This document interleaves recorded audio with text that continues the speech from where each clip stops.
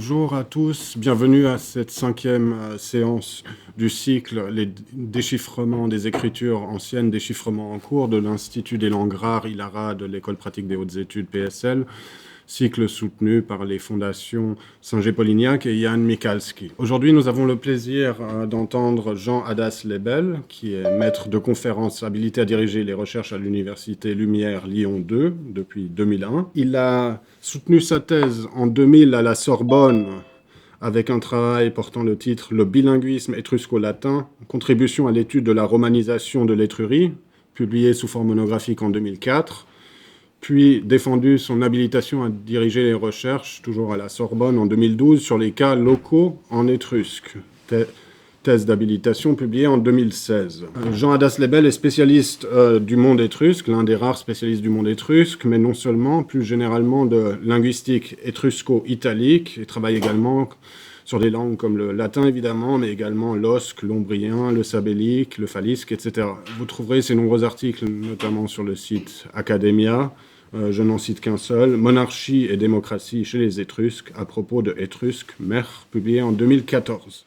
Alors sans plus attendre, nous nous réjouissons de vous entendre, et je me retire. Merci beaucoup, M. Stoder. Merci à tous les présents et les distants aussi, qui me font l'honneur d'assister à cette conférence. Alors, cette conférence porte le titre, point d'interrogation, quelle herméneutique pour l'Étrusque ? Alors, je me suis rendu compte que le titre est peut-être un peu difficile à comprendre pour les non-initiés, et donc je me suis repenti et j'ai décidé de rajouter un sous-titre, ou quelle piste pour son déchiffrement. Alors, le mot déchiffrement a deux sens, un sens étroit, un sens strict, action de percer à jour le système d'écriture d'une langue. C'est le sens, en principe, qu'a choisi M. Stoder dans ce cycle de conférences. Mais il y a un second sens plus large, le sens, donc, action de percer à jour, non pas le système d'écriture d'une langue, mais le système linguistique d'une langue. Et c'est à ce second sens que je vais consacrer à cette conférence. Il sera plutôt question ici de déchiffrement au sens large. Pourquoi déchiffrement au sens large ? Parce que l'écriture ne pose finalement pas de problème. L'étrusque utilise un alphabet grec. Alors vous savez qu'il y a si vous ne savez pas, je vais vous l'apprendre, qu'il y a 3 types d'alphabet grec dans la Grèce archaïque. Un système qui remonte au XIXe siècle. Donc l'alphabet bleu, l'alphabet vert, l'alphabet rouge. Alors l'alphabet étrusque est un alphabet de type rouge, contrairement à l'alphabet d'Athènes, qui est un alphabet de type bleu. Alors l'alphabet étrusque vient d'un alphabet grec EB1. EB, vous savez, c'est cette île que vous voyez sur la carte, qui longe Oboéa, qui longe l'Attique, et l'alphabet donc auquel appartient, d'où on dérive l'alphabet étrusque, est un alphabet de type EB1.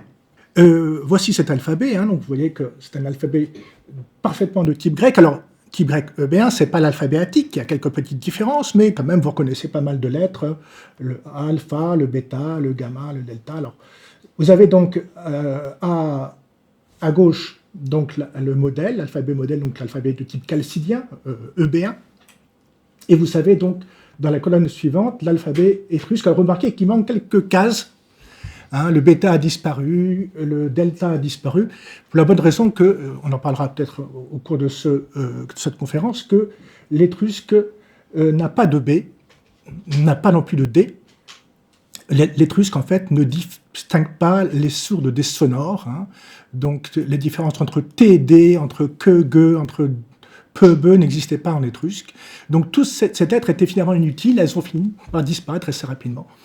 C'est vrai aussi pour le O. Remarquez qu'il n'y a pas de O en étrusque. Le cron a disparu aussi assez rapidement parce qu'il n'y a que 4 voyelles en étrusque. A, E, I, U. Donc voilà, donc un alphabet de type EB1, et c'est un alphabet très important. L'étrusque, sans que...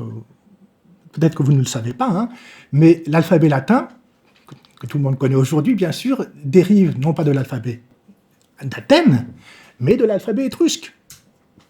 Et ça explique en particulier pourquoi, regardez, je vais lire les 3 premières lettres de l'alphabet étrusque primordial, donc chalcidien. Vous avez donc alpha, bêta, gamma. Alors, dans les toutes premières inscriptions étrusques, en particulier sur cet alphabétaire que vous avez ici, hein, c'est une petite tablette, avec sur le côté l'alphabet étrusque tel que les Étrusques l'avaient hérité des Grecs. Hein. Et vous avez donc, c'est une tablette, au milieu il y avait donc une couche de cire, hein, et c'est sur cette cire que les Étrusques, comme les Grecs et les Romains, écrivaient leurs textes, leurs lettres. Hein. Et donc, dans les tout premiers temps, les Étrusques ont gardé fidèlement l'ensemble des lettres grecques, y compris les lettres qui ne leur servaient finalement pas, hein, comme le bêta et le delta. Le gamma aurait dû disparaître, logiquement, puisque gamma note une sonore, pardon, que les sonores finalement ont disparu, comme le bêta et le delta. Mais étrangement, le gamma a été gardé par l'Étrusque, mais on lui a donné une valeur sourde, d'où A, B, C, que. Pourquoi la 3e lettre de l'alphabet latin correspond à une sourde, alors qu'en grec, il correspond à une sonore? Eh bien, à cause de l'Étrusque. Voilà. Donc, mais le bêta a disparu, le delta a disparu, l'omicron a disparu, mais c'est un alphabet parfaitement grec, hein, donc aucun problème de compréhension. L'alphabet n'est pas un enjeu pour l'Étrusque. L'enjeu, c'est le sens des mots et c'est le système de la langue. Et c'est donc ce dont je vais parler, bien sûr, dans cette conférence. La question de l'alphabet, déjà, avait été résolue par l'un des premiers grands étruscologues scientifiques. Hein. C'était un jésuite du nom de Luigi Lanzi, qui vivait donc en Italie au XVIIIe siècle même, hein, puisque le premier livre scientifique sur la langue étrusque date de 1789, hein, et déjà, Luigi Lanzi avait parfaitement compris la valeur de chacune des lettres de l'alphabet étrusque. Donc, il ne sera pas question de déchiffrement de l'écriture, mais de déchiffrement de la langue. Alors, voici une carte de l'Étrurie. Hein. Donc, l'Étrurie, c'est une région qui, en gros, se situe au nord de l'Italie. Hein. Alors, l'Étrurie, proprement dite, c'est en gros la région qui va de Rome jusqu'à Florence, hein, toute cette région-là, qui est délimitée au sud et à l'est par le Tibre, à l'ouest par la mer Méditerranée, et au nord par l'Arno. Ça, c'est l'Étrurie proprement dite. Et puis, au 7e, 6e siècle, les Étrusques se sont un peu étendus. Hein. Il y a une ère d'expansion qui a duré un siècle et demi, hein, ou 2 siècles.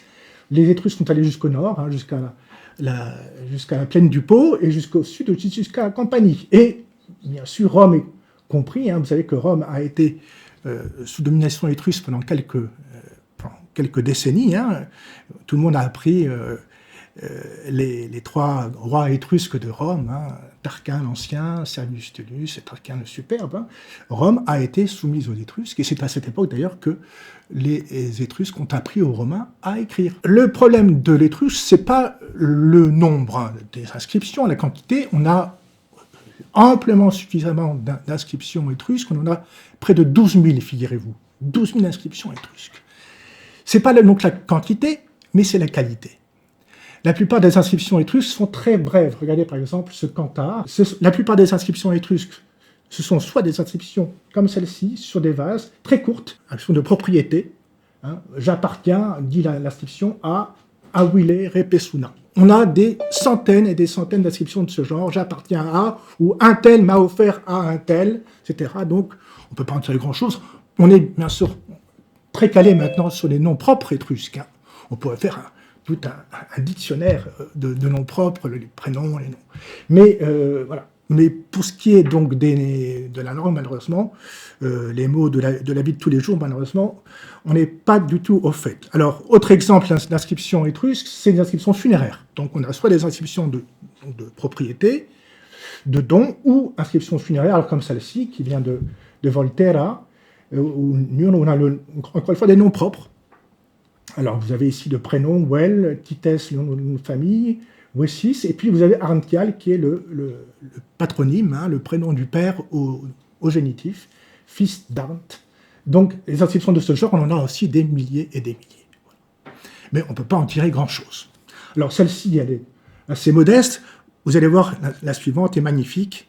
C'est aussi une inscription funéraire. Mais regardez la beauté de ce sarcophage, hein, qui se trouve à Florence, si vous voulez le voir, hein, magnifique, d'époque hellénistique. L'inscription se trouve sur la cuve du sarcophage. Hein. La défunte est représentée allongée. Vraiment, on voit tout le voile. C'est vraiment un travail magnifique. Donc, on a la chance d'avoir quelques inscriptions, quelques documents qui sortent du lot. Hein. Mais les inscriptions ne sont pas plus intéressantes, malheureusement. C'est toujours la même chose. Là, on a son prénom. Hein. Elle s'appelle Lartia Seyanti. Hein, voilà. Mais voilà, que faire avec des inscriptions aussi courtes? Pas grand-chose. Alors, heureusement, on a aussi des inscriptions beaucoup plus intéressantes. Elles ne sont pas très nombreuses, une vingtaine. La plus longue de toutes, c'est le fameux livre de l'un de Zagreb, Liber Linteus, donc qui a été retrouvé un peu par hasard à Zagreb. Alors, cette histoire intéressera sans doute Monsieur Stoder. Je pense qu'il connaît aussi l'histoire de ce livre de l'un, qui a été retrouvé par hasard à Zagreb. Un noble croate, qui s'appelait M. Baric, est allé en voyage en Égypte. Il est revenu avec un souvenir, un sarcophage. Et il s'est rendu compte, en arrivant chez lui, qu'il y avait, autour sur les bandeaux qui entouraient la momie, il y avait donc une inscription, une longue inscription, il ne savait pas dans quelle langue. Personne n'était capable c'était clairement pas des hiéroglyphes, hein. Et donc, il est mort sans avoir eu la réponse, et il a légué donc à sa mort sa momie au musée, et c'est bien après sa mort qu'un spécialiste de Vienne, à l'époque la Croatie dépendait de l'Empire austro-hongrois, est venu donc regarder de ses propres yeux, et une autopsie, il a dit c'est de l'étrusque. Voilà.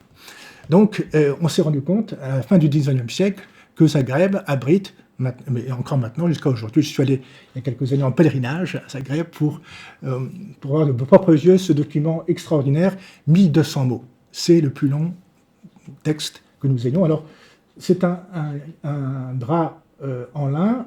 Les Étrusques écrivaient leurs textes, en général, sur des draps qu'ils ouvraient comme des cartes, vous savez, des cartes routières. Hein.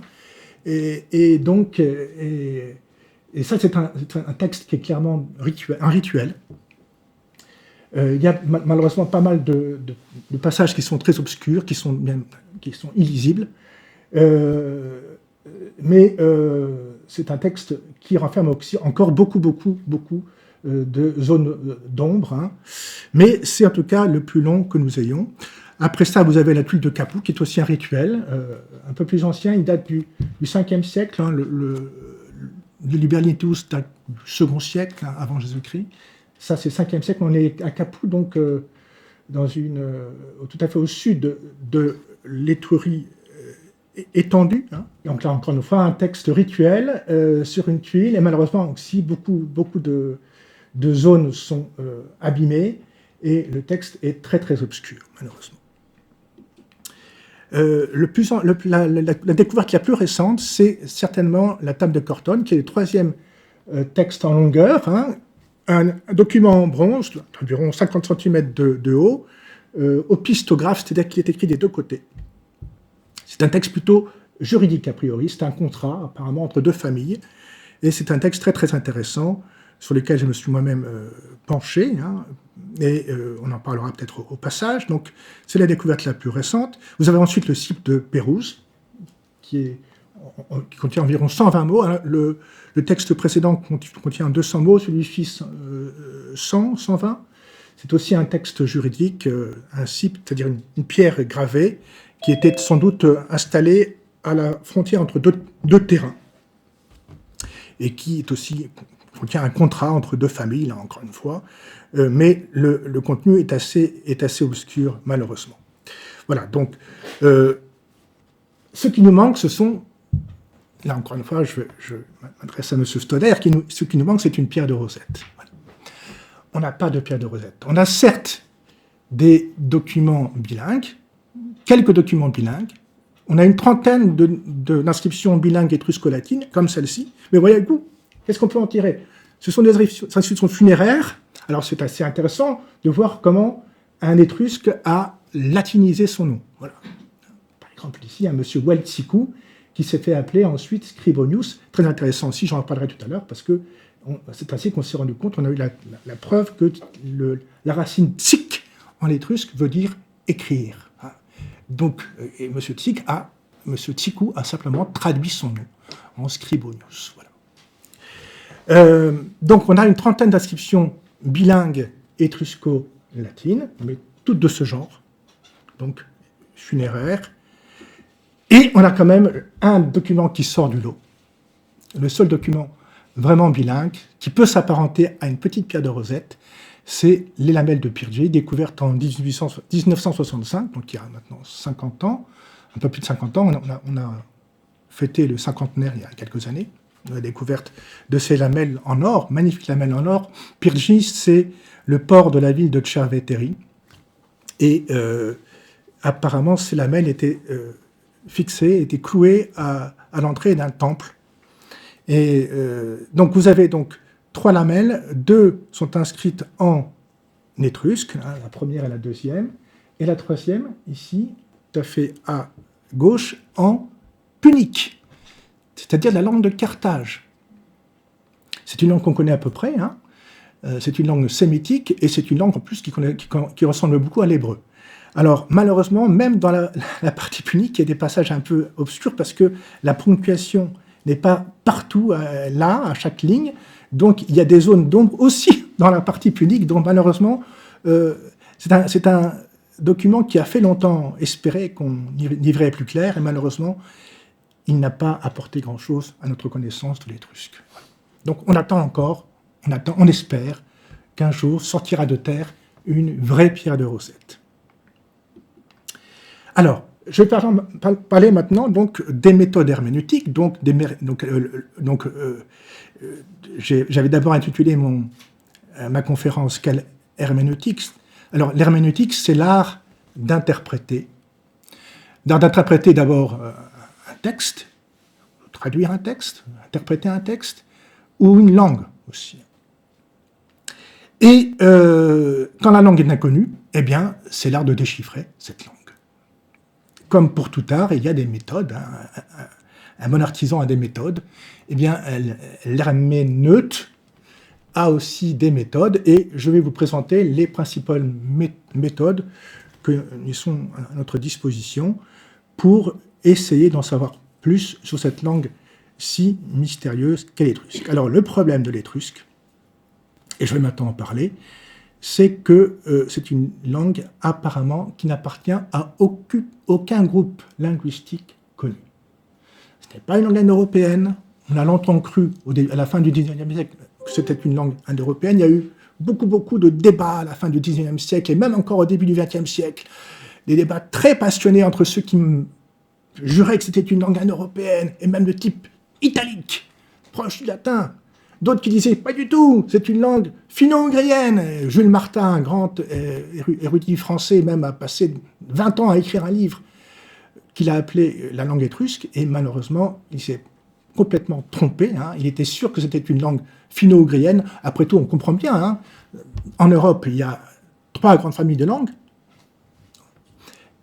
Les langues indo-européennes, les langues finno-ougriennes, donc c'était en gros le finnois, l'étrusque, l'hongrois et l'estonien, et le basque. Donc on a essayé de rattacher l'étrusque à une de ces 3 familles.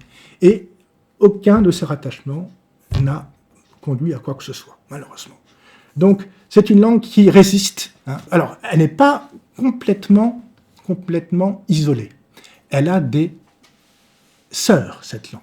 Et je vais maintenant parler de ses sœurs, hein, parce que à l'occasion de cette première partie sur la méthode étymologique que je vais dont je vais parler. Alors, l'étrusque a des sœurs. Donc, en orange, vous avez donc justement la zone d'extension de la langue étrusque. Hein, donc, en gros, le nord de l'Étrurie et un peu le nord de l'Italie et un peu la zone autour de Capoue. Hein. Vous avez donc le rhétique, qui est une langue connue par environ 200 inscriptions, pas grand-chose, hein. Très courte aussi. Donc, on la connaît encore moins bien que l'étrusque, malheureusement, mais c'est clairement une langue apparentée à l'étrusque. Et la troisième langue, elle est attestée sur l'île de Lemnos, on a trouvé une vingtaine d'inscriptions. Alors, je vais vous montrer donc des... Alors même si... Voilà. Ça, c'est la stèle de Kaminia. C'est un des 20 documents en langue lémnienne. Et donc, ce n'est pas du tout le même alphabet. Vous voyez, un alphabet du type grec aussi, mais pas l'alphabet EB1. Mais la langue, croyez-moi, est une langue qui ressemble beaucoup à l'étrusque. Donc, l'étrusque, voici un document rhétique. Encore un alphabet différent. Donc, 3 alphabets différents, mais des langues clairement apparentées. Mais on comprend encore moins bien le lémnien et le rhétique qu'on comprend l'étrusque. Donc, on ne peut pas aller bien loin avec ces comparaisons, malheureusement. Je pense que cette comparaison entre les nombres en étrusque et les nombres dans 4 langues indo-européennes vous convaincra que l'étrusque n'est pas du tout une langue indo-européenne. Comme on l'a longtemps cru, au début à la fin du 19e siècle, même encore au début. Il y a encore quelques étruscologues qui affirment que c'est une langue indo-européenne, mais vraiment, ils sont ultra minoritaires. Maintenant, la plupart des étruscologues sont d'accord pour dire que c'est une langue isolée. Alors, regardez, les nombres de 1 à 9, alors les 3 derniers, on n'est pas tout à fait sûr de l'ordre, mais pour les 6 premiers, on en est sûr maintenant. Thu, Tsal, Ki, alors la prononciation encore chose, on n'est pas du tout sûr, bien sûr, de la prononciation des lettres, mais moi, je prononce le θ comme le TH anglais, et le S barré comme un che, et le Ki comme un re. Donc, Thu, Tsal, Ki, Sha, Mach, Hut. Comparez-moi ça avec Eka, Dva, le sanskrit, le latin, l'anglais, le croate. Autant on voit des ressemblances évidentes entre Dvao, Duo, Tu, Dva, par exemple. Mais Tsal, non. Rien à voir. Il est vain de vouloir ranger l'étrusque dans la catégorie des langues indo-européennes. C'est une langue clairement différente. Et vraiment, les nombres nous le prouvent. Alors, la méthode étymologique consiste à rapprocher des mots de langues différentes, mais en principe, on rapproche des mots, donc en principe, on part d'une langue, quand une langue n'est pas connue, on la rapproche d'une langue qu'on connaît, et on essaie de rapprocher donc des racines entre elles, mais encore faut-il que ces langues soient apparentées. Par exemple, lorsqu'on a découvert l'akkadien, progressivement on a accumulé un certain nombre de mots, et grâce à la comparaison avec d'autres langues sémitiques comme l'hébreu, comme l'arabe, donc l'araméen, on a pu déchiffrer, comprendre le sens de ces mots. Certes, les mots se ressemblent, et en plus ils sont de la même famille, mais 2 mots peuvent se ressembler et avoir des sens tout à fait différents s'ils n'appartiennent pas à la même famille. D'accord, Voilà, donc le problème de cette méthode, c'est qu'elle est très dangereuse. Elle a beaucoup été employée par les étruscologues qui pensaient que l'étrusque était une langue indo-européenne au début. Je vous donne des exemples. Tsiwas, qu'on a longtemps traduit par vivant. Pourquoi ? Parce que Tsiwas ressemble beaucoup à Jiwas en sanskrit et au Jivu en vieux slave, donc, qui veut dire vivant aussi. Donc, mais ce sont des langues indo-européennes. Et très étrangement, alors que ce rapprochement date d'une époque où on pensait que l'étrusque était une langue indo-européenne, jusqu'à aujourd'hui, beaucoup d'étruscologues, même ceux qui pensent que c'est une langue qui n'est pas indo-européenne, continuent de traduire Tsiwas par vivant. Les habitudes sont tenaces. Voilà. Et autre exemple, Tutha, qui ressemble, c'est fait vaguement à l'osque, L'osque est une langue très proche du latin, parlée donc dans le Samnium et en Campanie. Tauta, qui veut dire le peuple en osque, eh bien, beaucoup d'étruscologues traduisent tout ça par peuple, communauté. Or, à mes yeux, tout ça ne veut pas dire ça. C'est un indo-européanisme déplacé. Et d'abord, je pense que tout ça veut dire un vœu, donc rien à voir. Voilà. Donc il y a une coutume encore, une tendance chez certains étruscologues à vouloir à tout prix rapprocher l'étrusque de langues qu'ils connaissent, mais c'est une mauvaise méthode, parce que les seules langues qu'on connaît sont des langues qui ne sont indo-européennes ou sémitiques ou autres, et donc qui ne sont pas de la famille de l'étrusque, donc c'est très dangereux. Il y a des cas quand même où c'est intéressant, où ça peut marcher. Par exemple, regardez, Marqué, qui est clairement un prénom chez les Étrusques, on ne peut pas ne pas rapprocher de Marcus, en latin. Ou autre prénom étrusque, Aole, on ne peut pas ne pas rapprocher de Aulus. La question de savoir qui a emprunté le prénom à qui. Alors, ici, par exemple, il est clair que c'est Marcus, que Marqué vient de Marcus, puisque Marcus est un mot latin qui a une origine, j'aurais dû le préciser. Marcus vient de Mars, c'est le nom de Mars, du dieu Mars.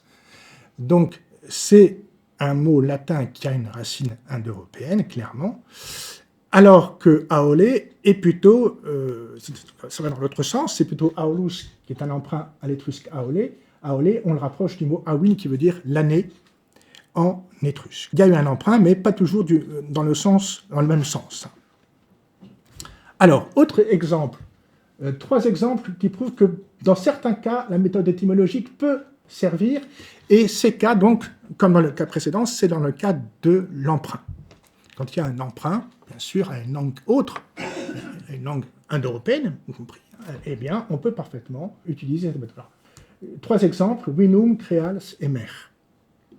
Alors, Winum a été, bien sûr, très rapidement comparé au latin Winum. La question de savoir, et qui s'est posée longtemps, c'est est-ce que c'est le latin qui a emprunté le mot à l'étrusque, ou l'étrusque qui a emprunté le mot au latin. Donc la question a été débattue longtemps, et elle a été résolue, je pense, définitivement, il y a 20 ans, par un grand linguiste qui nous a quittés très récemment, qui s'appelait Luciano Agostiniani, un grand étruscologue, et qui a prouvé que c'était l'étrusque qui était le mot le plus ancien. Alors, pour lui, Winum est un emprunt à étrusque Winum, qui lui-même est un emprunt à grec Oinon, à l'accusatif du nom Oinos, avec une forme dialectale.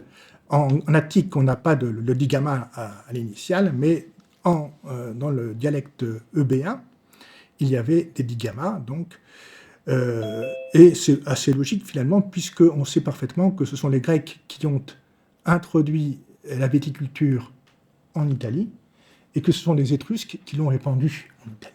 Donc, qui ont aussi importé. Donc, c'est logique que l'emprunt aille de l'étrusque vers le latin. Autre exemple, alors, c'est une découverte que j'ai faite moi-même. Le mot créals, qui apparaît dans une inscription, celle de Laris Poulenas, une des plus belles inscriptions, une inscription sur un sarcophage, mais assez longue pour le coup, une des plus longues que nous ayons en étrusque. Et il y a ce mot créals assez étrange, et je pense que créals est un ablatif. Alors la désinence ls, la marque ls, c'est la marque de l'ablatif en étrusque. Donc d'un mot créa qui lui-même vient de grec graia. Je pense que créals est l'ablatif du mot créa en étrusque, qui veut dire la Grèce, tout bêtement. Donc j'ai écrit tout un article pour montrer que le nom de la Grèce, parce que pourquoi les Romains appellent-ils Grèce ce que les Grecs eux-mêmes appellent Hellas. Je vous renvoie à cet article qui est sur le site Academia, où je montre que en gros, les premiers Grecs à être venus coloniser l'Italie venaient donc de l'île de Bé, bien sûr, et venaient de la ville de Graia. Alors Graia n'est pas en Eumée, mais juste en face. C'est en Béotie. Mais il y avait certainement beaucoup de Gréiens. C'était une ville qui était en face de l'île de Bé, mais qui devait dépendre de l'île de Bé.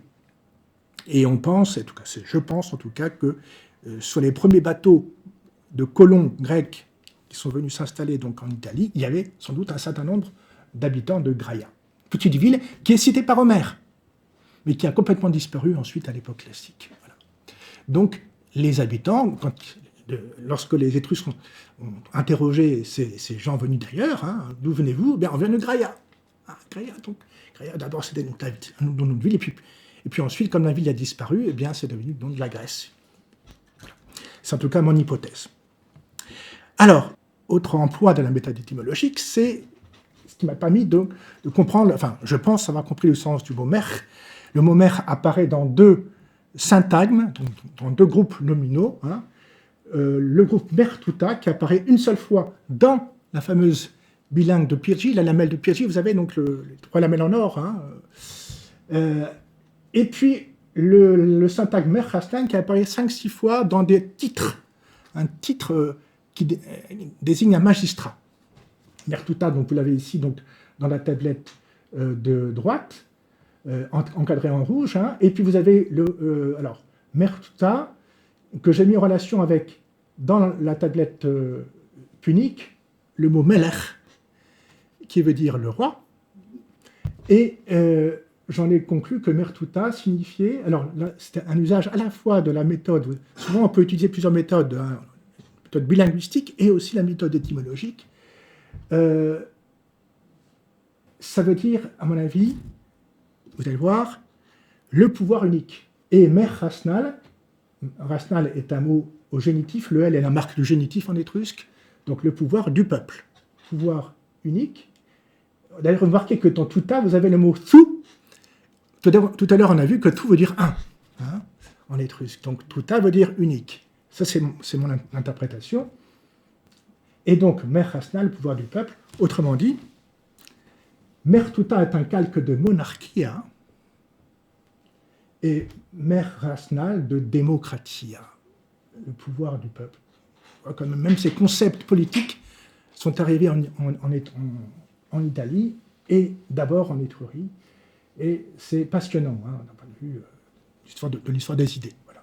Donc, étymologique, oui, ce sont des calques. Donc, la méthode étymologique peut s'employer dans les cas d'emprunt linguistique, winum par exemple, hein, ou marqué, et dans les cas aussi de calque étymologique, les calques linguistiques. Alors, deuxième méthode, la méthode dite combinatoire. Alors, je prendrai deux exemples, Sran et Sakni.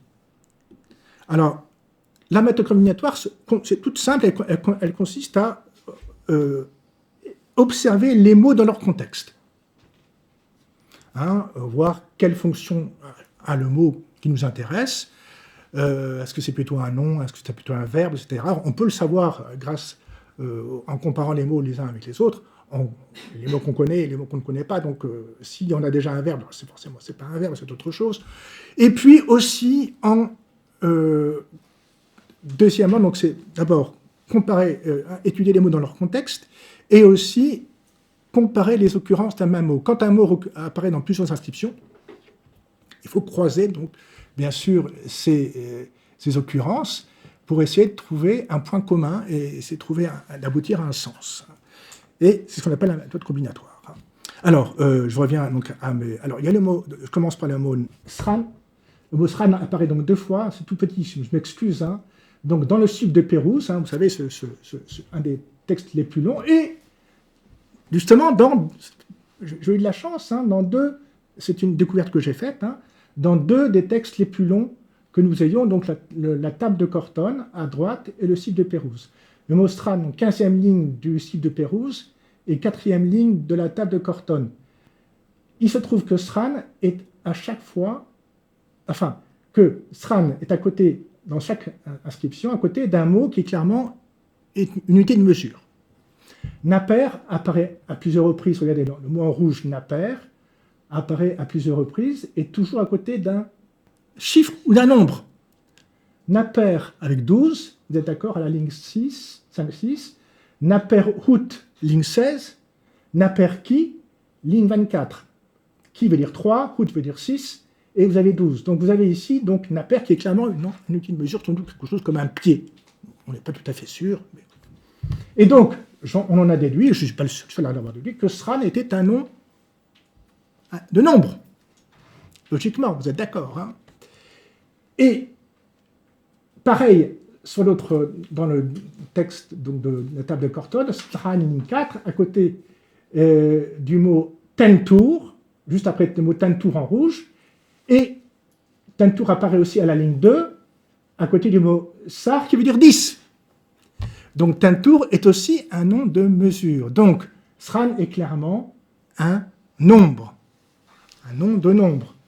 Alors, ici, il est seul sur la table de Pérouse, et le site de Pérouse, et il est à côté, entre chat, ça qui veut dire 4, et sarc qui veut dire 10. Donc, j'en ai conclu que Sran, ça c'est combinatoire, alors on appelle Sran, Sran, c'est 100. 410 et 100 Sran. Et mes collègues sont d'accord avec moi, donc a priori maintenant on a découvert le nom 100. En plus, ça tombe bien parce que 10 se dit Sar, et donc Sran est clairement un dérivé de Sar, de même que 100, Kentum est un dérivé de Dekem, Kemkun devient Kentum. Alors, autre exemple, Sakni, alors là, c'est pour vous montrer aussi comment le contexte, alors cette méthode combinatoire, on peut l'appeler aussi contextuelle. Tous les contextes sont intéressants, que ce soit les contextes linguistiques, donc les contextes dans la phrase où le mot apparaît, mais aussi les contextes extra-linguistiques. Et vous allez voir un exemple de cet emploi du contexte extra-linguistique. Sakni apparaît une quarantaine de fois dans l'épigraphie étrusque. Environ 25 fois dans le fameux Liber Linteus, le plus grand texte, le plus long texte que nous ayons, et dans 15 inscriptions funéraires. D'accord? Alors, ce dont moi je me suis rendu compte, c'était que Sakni n'apparaissait toujours qu'une seule fois par tombe. Qu'une seule fois par tombe. Première observation. Et ma deuxième observation, vous allez voir les 4 documents en rouge, en particulier dans les inscriptions qu'on appelle des inscriptions de Stiftung, de fondation. C'est les inscriptions qui rappellent la fondation de la tombe, donc qui ont été écrites lorsque la tombe a été créée, construite. Et alors, j'en ai déduit, comme Sakni est toujours en quelque sorte attribut d'un sujet qui est toujours le nom d'un défunt, que Sakni est aussi à proximité d'un verbe signifiant être enterré, que Sakni signifiait être le premier. C'est un tel a été le premier à avoir été enterré, etc. Sakni. Une fois par tombe, et en particulier dans les tombes, dans les inscriptions de fondation. Un tel a été enterré le premier. Donc, par déduction, tout bêtement, donc, le contexte extralinguistique peut aussi nous donner des indications. Alors, j'en viens maintenant à la méthode bilinguistique. Alors, au sens propre, eh bien sûr, elle consiste à employer les bilingues. Malheureusement, comme je vous l'ai dit, on a assez peu de bilingues. On en a une trentaine étrusco-latines, mais qui sont très brèves. Et on a cette fameuse bilingue de Pyrgi, qui date d'environ 500 avant Jésus-Christ. Alors, Pyrgi, vous voyez, c'est donc tout à fait au sud de l'Étrurie, tout près de Tchervétéry. Pyrgi était le port de Tchervétéry, la ville de Caéré, elle s'appelait dans l'Antiquité. Les Romains l'appelaient Caéré. Alors, quand même, cette inscription a été un petit peu décevante, on n'a pas appris grand-chose, mais quand même, elle nous a permis de confirmer ce qu'on savait déjà, c'est à savoir que qui signifie 3. Regardez, qui est entouré en rouge dans l'inscription donc de droite, qui est à côté du mot Awil qui veut dire année, donc 3 ans. Et alors, vous avez dans l'inscription donc du milieu, qui est celle en punique, Shenat Shalosh. 3 ans. Voilà. Donc, on a la confirmation que qui veut dire 3 et que Awil veut dire année. Et puis donc Uni aussi, qui est donc alors c'est une dédicace à une divinité qui est Astarté, Ashtart en punique, et elle est assimilée à la déesse Uni. Étrusque, Uni, c'est l'équivalent étrusque de Junon. donc unie, assimilée à la déesse Astarté. Alors, comme je l'ai dit tout à l'heure, hein, encore un exemple, un des rares exemples intéressants que nous propose la méthode bilinguistique, c'est bien sûr Tsikou et Scribonius. On a la confirmation aussi grâce à cette tourne de Chiusi. Alors Chiusi, c'est une cité qui nous a fourni beaucoup d'inscriptions. De toutes les villes étrusques, c'est de loin celle qui nous a fourni le plus d'inscriptions. Il y a plus de 3000 inscriptions qui viennent de Chiusi, mais malheureusement, elles sont assez courtes comme celle-ci. Et donc, voilà, Chiusi, c'est ici, hein, donc au centre de l'Étrurie, hein, Chiusi.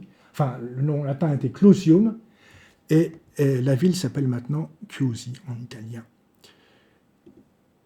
Alors, l'inscription la plus célèbre quand même, l'inscription bilingue la plus célèbre, donc c'est celle-ci, celle de... Bizarrement, elle n'a pas été trouvée en Étrurie même, mais en Ombrie, sur la côte adriatique, à Pesaro. Mais c'est clairement une inscription bilingue étrusco-latine, magnifique, hein, avec une très belle calligraphie, à la fois en étrusque et en latin. Et alors cette inscription, la voici donc translittérée.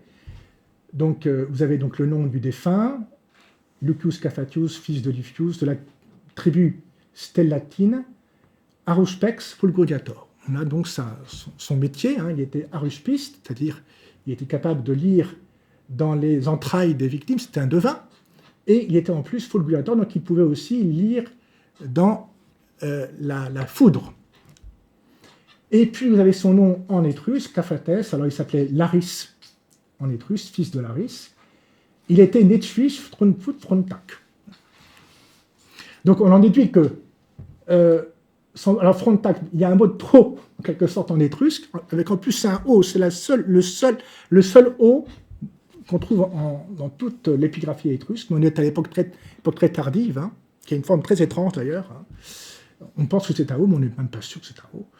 Et donc Netfuis Frontac, alors on se dit que Netfuis, c'est sans doute le mot étrusque pour l'aruspice, Tronfut pour fulgurator, mais on n'est même pas sûr, hein, peut-être que c'est Netfuis aruspice, et Tronfut Frontac fulgurator, enfin, il y a ce mot de Frontac qui pose problème. Voilà. Alors on essaie de le rapprocher de Bronte en grec, il n'a pas vraiment d'étymologie, donc Bronte qui veut dire la foudre justement, hein, donc peut-être que Frontac c'est le mot qui veut dire fulgurator, hein, et que Netfuis Tronfut, ou bien peut-être que simplement il y a un des mots qui est intraduisible, hein, qui n'a pas d'équivalent en latin, donc il n'a pas été traduit, il y a une troisième fonction, mais qui n'est pas traduite en latin, peut-être. Alors, il y a aussi un autre usage de la méthode bilinguistique au sens large, dont je vais maintenant vous parler. Au sens large, donc nous manquons d'inscription bilingue, mais on peut essayer d'en reconstruire en quelque sorte. La méthode bilinguistique part du postulat assez vraisemblable que les Étrusques avaient la même façon de s'exprimer en gros que leurs voisins latins ou grecs, avec qui ils étaient en relation constante. Et dans certains contextes, bien sûr, hein, très souvent, alors en latin, on connaît la fameuse inscription de duenos, hein, où on a le mot duenos qui est répété 2 fois. Et duenos veut dire bon, c'est l'ancêtre du mot bonus en latin, et bonus, c'était donc duenos, désignait en fait, avait un sens social, hein, c'est pas l'homme bon, mais c'est l'homme bien né, hein, le gentilhomme en quelque sorte. Hein, et donc, on est à une époque archaïque, à l'époque archaïque, souvent les aristocrates se faisaient des cadeaux, hein, et ils s'appelaient eux-mêmes duenos, hein, entre eux. Hein, je suis un gentilhomme, tu es un gentilhomme. Donc un gentilhomme a offert un cadeau à un autre gentilhomme. On trouve ça de temps en temps, la fameuse inscription de duenos, mais ce n'est pas la seule, il y en a 2 ou 3 en latin, je crois. Et on trouve de la même façon en grec kalos kalo, l'équivalent à un homme de kalos, là encore, qui veut dire plutôt beau, mais qui a aussi un sens aussi social. c'est le kalos kagatos de l'époque classique. Et on avait aussi, dans plusieurs inscriptions étrusques, mlakas, avec un nom un nom nominatif et un nom au génitif. Mlakas est un génitif. Donc, Agostiniani, dont j'ai déjà parlé, s'est demandé si on n'avait pas ici, donc en utilisant cette méthode bilinguistique au sens large, c'est-à-dire comparer, même sans inscription bilingue, des formulaires de même type dans plusieurs langues différentes. Donc là, c'est des formulaires de dons. Donc, comme on sait qu'il existait une sorte de koiné, c'est-à-dire une communauté culturelle en Italie qui incluait les Étrusques, les Latins et les Grecs, il est tout à fait possible que donc les uns et les autres s'influençaient. Il y avait clairement des influences réciproques entre les différentes populations, et il n'est pas du tout étonnant de voir que toutes ces langues utilisent des formulaires identiques. Et donc, c'est ainsi qu'en 81, Agostiniani a élucidé le sens de mlach. On sait que maintenant, mlach, c'est l'équivalent de douanos. Ça veut dire beau. Beau, mais ici dans un sens aussi social. Voilà, alors j'en viens maintenant à la quatrième et dernière méthode. C'est une méthode dite typologique. Alors, la typologie linguistique est un mode de classification des langues qui s'occupe de l'établissement de groupes selon certains traits structurels communs par lesquels ils se distinguent. Alors, c'est une façon de classer les langues, non pas génétiquement, par famille génétique, mais par type, c'est-à-dire par leur système de fonctionnement. Venons-en à l'étrusque. J'en ai parlé tout à l'heure en introduction. Maintenant, il est assez clair que l'étrusque est une langue qui n'appartient à aucune famille connue, mais du point de vue typologique, c'est une langue, la famille à laquelle elle appartient, la famille tyrénienne, avec le lemnien et le rhétique. Donc l'étrusque est une langue de type agglutinant. Donc on connaît pas mal de langues agglutinantes aujourd'hui, le basque, le hongrois, le finnois sont des langues agglutinantes. Le premier à avoir eu l'idée d'utiliser cette méthode typologique, c'est encore Agostiniani. Bon, j'ai parlé plusieurs fois de lui. C'était quelqu'un vraiment d'extraordinaire, un type qui m'a beaucoup, un grand monsieur qui m'a beaucoup inspiré, qui a écrit il y a 30 ans un article qui m'a vraiment ouvert les yeux. Je ne m'en suis pas rendu compte sur le coup. C'est bien plus tard que j'ai compris qu'il avait tout à fait raison. Il est le premier à avoir utilisé cette méthode. Comment sait-on que l'étrusque est une langue agglutinante ? Eh bien, je vais vous montrer ce que c'est qu'une langue agglutinante. Voici donc un exemple en finnois, une langue que j'ai étudiée. Talo, qui veut dire la maison. Alors, vous avez donc un suffixe, un morphème, par trait linguistique. L'inessif, donc, qui est le cas qui indique le lieu où l'on est, se caractérise par la désinence WSA, talossa, dans la maison. Vous pouvez rajouter aussi le suffixe ni, qui est un suffixe possessif, talossani, dans ma maison.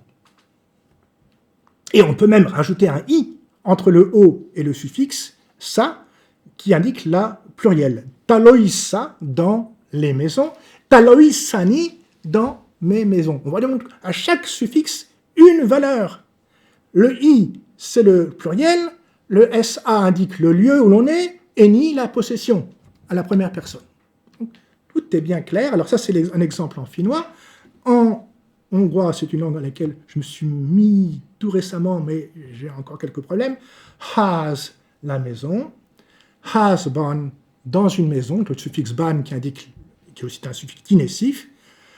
Házamban, dans ma maison. Donc le M indique la possession à la première personne. Et Hazaimban, dans mes maisons, alors, avec le I qui indique le pluriel, comme en étrusque, comme en finnois, pardon. D'ailleurs, ce sont des langues apparentées, le finnois et le hongrois. Le M indique la possession à la première personne, et ban et le suffixe inessif. D'accord? Hazaimban. Un petit exemple maintenant en étrusque. Clan, le fils. Clens, du fils. Alors vous remarquez qu'en plus, donc le S est une marque de génitif, et vous avez en plus un phénomène qu'on appelle de métaphonie, le A qui se change en E, donc c'est un phénomène secondaire, je ne vais pas entrer dans les détails.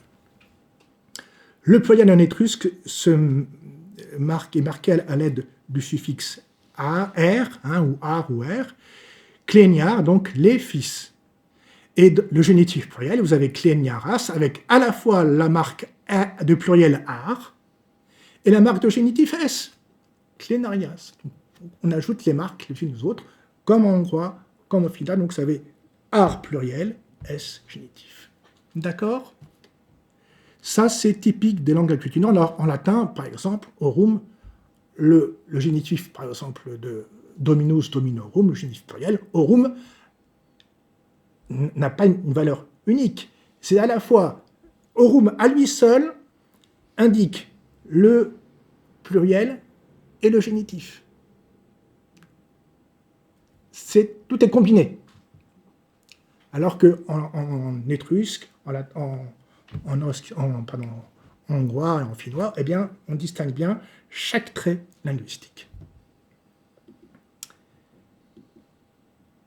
Alors, en 93, Grestignani a prouvé de façon maintenant aussi de façon très convaincante, et tout le monde est d'accord avec lui maintenant, qu'on savait qu'il y avait deux suffixes de pluriel en étrusque, ar, on l'a vu, kleniar, et roi, et il a prouvé, grâce à sa connaissance d'autres systèmes linguistiques, langues non indo-européennes, qu'il y avait une différence entre animé et inanimé. Le suffixe ar s'emploie lorsque le mot a un référent animé, et roi lorsque le mot a un référent inanimé. Cette opposition animé-inanimé est très importante en étrusque, maintenant on le sait. Donc, exemple, kleniar, les fils, et pulum qui veut dire le clou, pulum roi, les clous. Cet article m'a marqué, mais pendant des années, et pourtant déjà en 93, j'avais commencé à m'intéresser au finnois, j'étais déjà inscrit au Langso en finnois. Mais longtemps, mes deux passions sont restées parallèles. J'avais une passion pour l'étrusque, une passion pour le finnois, et je n'ai jamais eu l'idée de rapprocher ces deux passions pour ces deux langues.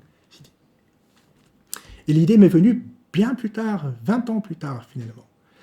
En 2012, et c'est l'année où j'ai décidé de rédiger mon HDR sur les cas locaux. On en a parlé tout à l'heure. Alors, on savait depuis des années, des décennies, qu'il y avait plusieurs suffixes locatifs en étrusque, notamment le suffixe fi et le suffixe th. Par exemple, shu thi fi et shu thit. Shu thi veut dire la tombe. C'est un des rares mots qui connaissent le sens, donc dans la tombe, dans les deux cas, mais on pensait jusqu'à présent, jusqu'alors, que les deux suffixes étaient interchangeables. Il faut dire que qui s'intéresse à l'étrusque? Comme les Étrusques vivant en Italie, c'est surtout des latinistes, indo-européanistes. Ils ne connaissent pas les langues non indo-européennes. Il se trouve que moi, j'avais fait du finnois, et j'ai eu cette révélation. Mais après tout, change de lunettes. Tu avais des lunettes de latiniste, je suis prof de latin, certes, mais et si tu adoptais une approche différente, et si tu utilisais tes connaissances de finnois? Et ça a été vraiment une révolution. Je me suis dit, après tout, en finnois, on distingue le lieu où l'on est et le lieu où l'on va. On emploie dans un cas l'inessif, tout à l'heure j'en ai parlé avec le double SA, et dans l'autre cas, on emploie l'illatif. On. Olen talossa, je suis dans la maison. Menen talon, je vais dans la maison. Donc, mouvement, le lieu où l'on est, le lieu où l'on va. En gros, en latin, question ubi et question quo. Et en allemand, wohin. Alors, en hongrois, cette opposition, on la trouve dans toutes les langues, un grand nombre de langues agglutinantes, entre le lieu où l'on est et où l'on va, avec des suffixes différents. Házban vagyok, je suis dans la maison. A házba megyek, je vais dans la maison. D'accord? Ban, ba. inessif, ilatif. Et si cette opposition entre fi et fi, et fe, et si c'était une opposition finalement entre le lieu où l'on est et le lieu où on va. Alors j'ai essayé, et ça a marché. À peu près partout, hein, quand on avait un fi, c'est l'inessif, et quand, avec un verbe, le verbe être en général, souvent, donc pas de mouvement, et au contraire, lorsque le verbe est un verbe de mouvement, on connaît quelques verbes de mouvement quand même, eh bien, on a fe, je vous dis. Alors, autre exemple maintenant, sui est habituellement traduit par ici. Alors, là, et ça remonte très très loin. À l'époque, on pensait que c'était une langue indo-européenne, à la fin du XIXe siècle. Tout ça parce que tui apparaît très, très, très souvent dans l'expression, dans la locution sui kesu, qu'on a rapproché de hikyaket dans les inscriptions funéraires. Donc, siji. Donc, on pensait que kesu voulait dire gésir, être allongé, et thui, ici. Et encore, si vous demandez à la plupart des étruscologues aujourd'hui comment traduire thui, ils vous diront ici. Voilà. Moi, je ne suis pas de cet avis, vous l'avez compris. Alors, mais dans la plupart des langues, en particulier la langue agglutinante, l'adverbe de lieu ici est bâti à partir du démonstratif. Pensez en français à si, hein, ici, et bien sûr, est bâti sur la même base que ce. Hein, donc, en latin, hic et hic, hein, ici et ici. En français, ici et ceci, et qui a questo. Hein. Dans les langues agglutinantes, c'est encore plus évident. Ici, il se dit das, avec, vous remarquez, vous reconnaissez encore le WSA, qui est le suffixe inessif, hein, en finnois, et vous avez ta, qui est la base du démonstratif. Donc, c'est vrai aussi en hongrois, it, qui est bâti sur une variante de i du démonstratif et. Alors vous avez aussi, alors je n'ai pas fait de turc, mais je sais qu'en turc c'est burada et bou, et en basque aussi, quoique distant, un lien unit l'adverbe hemen et hao, le pronom hao. Donc, traduire tui par ici n'a pas de sens, parce que tout n'est pas un démonstratif en étrusque. Il n'y a pas de démonstratif tout. Or, ici, en général, dans les langues agglutinantes, est bâti sur une base de démonstratif. En revanche, thu, on l'a déjà vu. Thu veut dire un. On l'a vu et revu. On a vu aussi thuta qui avait dire unique, vous êtes d'accord, hein? Et i, c'est une marque de locatif, on sait. Hein. Donc, thui, c'est clairement le locatif en i du numéral 1. Vous êtes d'accord? Or, hein, donc thu, je vous rappelle. Or, dans les langues agglutinantes, un fléchi au locatif ou à l'instrumental se traduit par ensemble. Dassa, finnois, hein, vous reconnaissez donc le suffixe, encore une fois, d'inessif de uxi, veut dire ensemble. Ediut, locatif de ed, veut dire un. Batean, locatif de bat, veut dire donc un, veut dire ensemble. Birlikte, locatif de birlik, veut dire ensemble. Donc, j'en ai déduit que tui voulait dire ensemble en étrusque aussi. Et ça marche, j'ai écrit un article il n'y a pas trop longtemps. Voilà, je vous remercie beaucoup de m'avoir écouté.